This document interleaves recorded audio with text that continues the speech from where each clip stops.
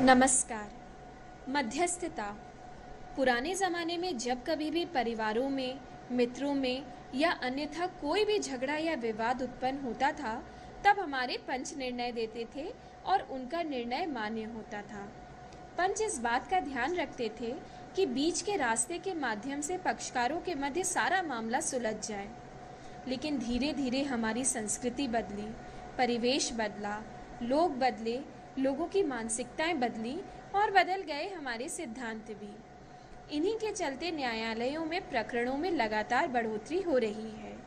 हमारी उच्चतम न्यायालय एवं उच्च न्यायालय का न्याय के उद्देश्य की पूर्ति के लिए ये प्रयास रहा है कि प्रकरणों का निपटारा ऐसे हो कि न किसी की जीत हो, न किसी की हार हो।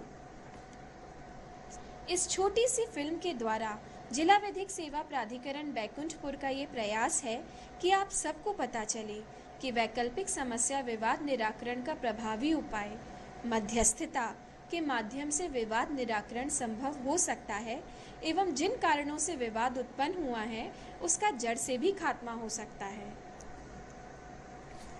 ये कहानी है दो दोस्तों की जिनके मध्य पैसे के लेन देन को लेकर विवाद हुआ और अंततः उसका निराकरण मध्यस्थता के माध्यम से हुआ। इससे दोस्ती का रिश्ता भी कायम रहा और कानूनी प्रक्रिया से दोनों पक्षों को निजात भी मिली।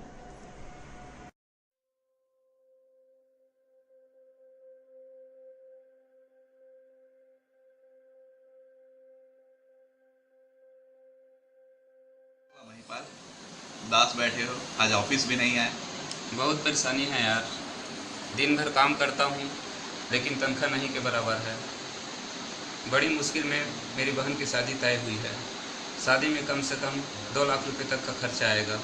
बचत के नाम पर मेरे पास केवल 50,000 रुपये से है। मैं आपकी कुछ मदद कर सकता हूँ। मेरे पास मेरे बचत की 1.5 लाख रुपए है जो मैं तुमको दे सकता हूँ। थैंक यू मेरे भाई, तुमने मेरी पीड़ा समझी है। मैं इसका एहसान जिंदगी भर नहीं भूल पाऊंगा।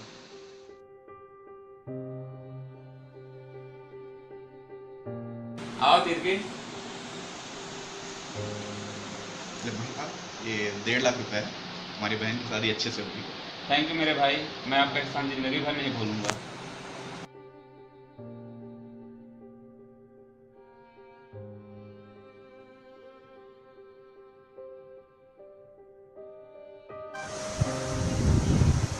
महिपाल, मैं बहुत परेशान हूँ। मेरी माताजी का तबीयत खराब है और उनका ऑपरेशन होना है, जिनके लिए मुझे बहुत पैसे की ज़रूरत है। जो मैं आपको पैसा दिया था प्लीज़ मेरे वापस। ये क्या कह रहे हो अरुण भाई? मेरी बहन के शादी में केवल 20 दिन शेष बचे हुए हैं। शादी के इतने खर्चे हैं कि एडवांस देते देते ही मेरी जेब खाली हो चुकी है। खाते में मेरे पास केवल 25,000 रुपये शेष बचे हुए हैं। मुझे समय दे दो, मैं आपकी पूरी रकम वापस कर दूंगा। तुम्हारी मुसीबत मैं समझ रहा हूँ, लेकिन मेरी मुसीबत भी तो समझो। मेरी माँ का इलाज कराना जरूरी है। मैं पैसे कहाँ से लेके आऊँ? अरविंद भाई, मुझे आज ही अपनी बहन के तिलक की रस्म के लिए रायपुर जाना है। मैं क्या करूं? अरविंद भाई, कुछ समझो, मुझे कुछ समय दे दो, मैं आपका पूरी रकम वापस कर दूंगा।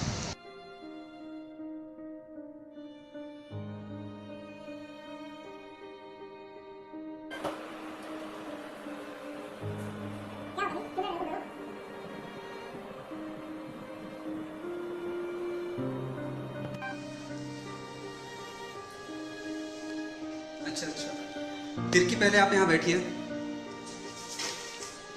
आप लोग की बात से ऐसा लगा बस पैसे की समस्या है, तो एक काम करिए, आपके खाते में करीब 25,000 रुपये जमा है, आपने ऐसा बताया था। तो एक काम करिए, 10,000 का इनको एक चेक बनाकर दे दीजिए ताकि इनकी माता का जो ऑपरेशन है वो स्टार्ट हो सके। बाकी बात बाद में देख लेंगे। ठीक है, जब आप बोल रहे हैं तो 10,000 रुपये का चेक मैं अरविंद तिर्की को दे देता हूँ। ये लो तिर्की, 10,000 रुपये का चेक है।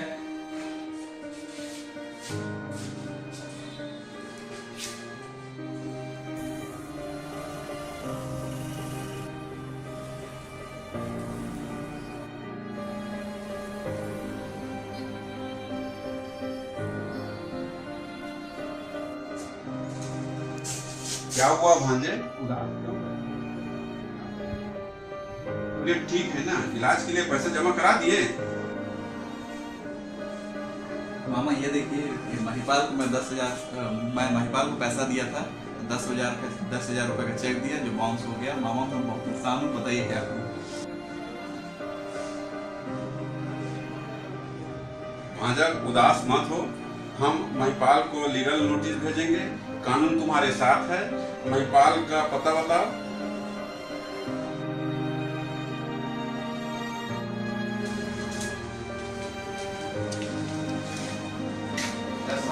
ये परिवादी है, धारा 138 के तहत कोई बात बताया तो उसमें सारा दस्तावेज मूल दस्तावेज पेश है, इसको आप पंजीयन करें।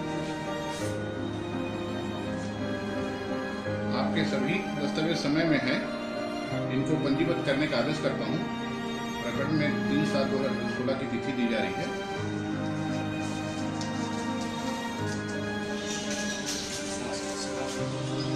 सर, ये मेरा पक्षकार है, जिस समन्स मिला है, इसलिए हम यहाँ आए। आपने 10,000 रुपये का चेक तिर्की को जारी किया जो बाउंस हो गया। ना आपने पैसे वापस किए, ना नोटिस का जवाब दिया। जज साहब, इसे तो कोई लीगल नोटिस मिला ही नहीं है। सर ये गलत है सर, इसको नोटिस भेजा गया था, ये लेने से इनकार कर दिया। मुझे कोई नोटिस नहीं नोटिस भेजे थे, भेजा गया था, आपने लेने से इनकार कर दिया। आप लोग शांत हो जाइए, लड़िए मत। मुझे कोई नोटिस नहीं मिला है। आप लेने से इनकार कर दिए हैं। ठीक है। क्या ये बात सत्य है कि आप दोनों दोस्त हैं? जी सर। जी साहब। वकील साहब, मेरे हिसाब से इस प्रकरण में समझौते के ऐसे तथ्य विद्यमान हैं जो दोनों पक्षों को स्वीकार योग्य हो सकते हैं। इसलिए इस प्रकरण को मध्यस्थता के लिए प्रेषित किया जा रहा है। लेकिन आप लोग इस बात को भी समझें कि परिणाम जो भी हो, आप दोनों को इस न्यायालय के समक्ष दिनांक 1/8/2016 को उपस्थित होना है और न्यायालय को अग्रिम कार्यवाही के लिए अवगत कराना है।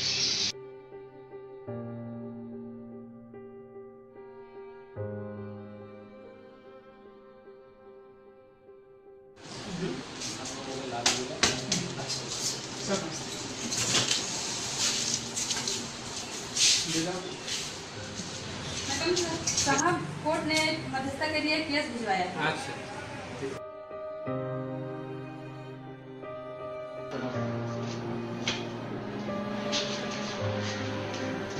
आप लोगों को मेडिसिन सेंटर में स्वागत है।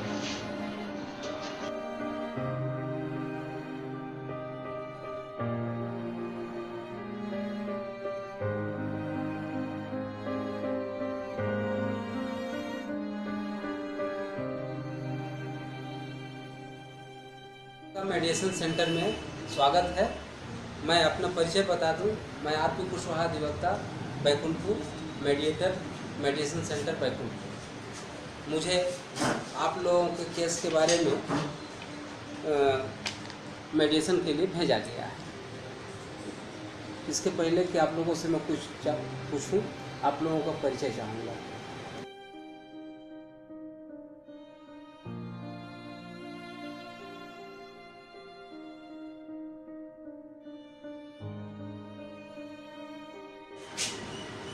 आप लोगों को मैं बता दूं कि आप लोग अपने केस के बारे में मुझे जो भी बातें बताएंगे वो सिर्फ आप लोगों को मेरे तक ही सीमित रहेगा और इसका केस पे कोई भी विपरीत प्रभाव नहीं पड़ेगा। ठीक है? और जो भी बातें मुझे बताओगे खुल करके बताइए ताकि मैं उसको समझ सकूं उसके बारे में कि क्या करना है। और ये बातें गोपनीय रखी जाएंगी। ठीक है? और जो भी आप लोगों के बीच में विचार जमेगा आपस में, वो निर्णय आप लोगों का निर्णय होगा, मेरा कोई निर्णय नहीं होगा। आप लोग जो निर्णय लोगे वही मैं लिख करके न्यायालय को भेज दूँगा।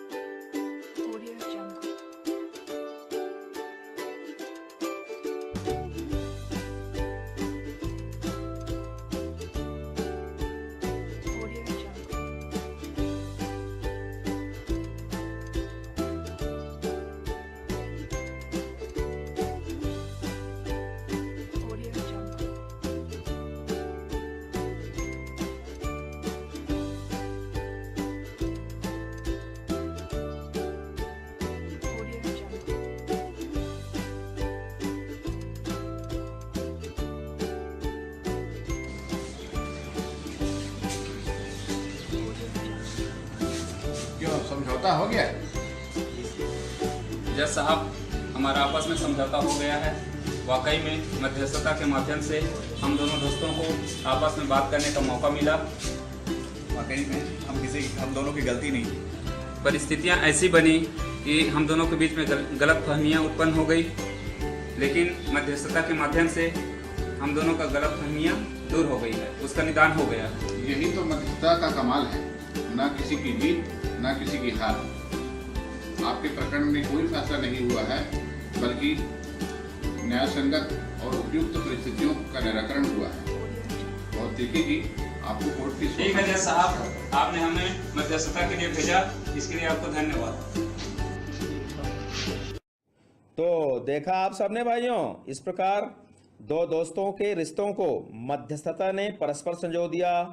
मध्यस्थता अधिकारी विवादित पक्षों के बीच समझौते की आधार भूमि तैयार करता है, दो पक्षों के बीच आपसी बातचीत और विचारों का माध्यम बनता है, समझौते के दौरान आने वाली बाधाओं का पता लगाता है, हितों की पहचान करवाता है, विभिन्न समीकरणों को पक्षों के समक्ष रखता है, ऐसी व्यवस्था करता है कि सभी पक्ष स्वेच्छा से समझौता कर सके।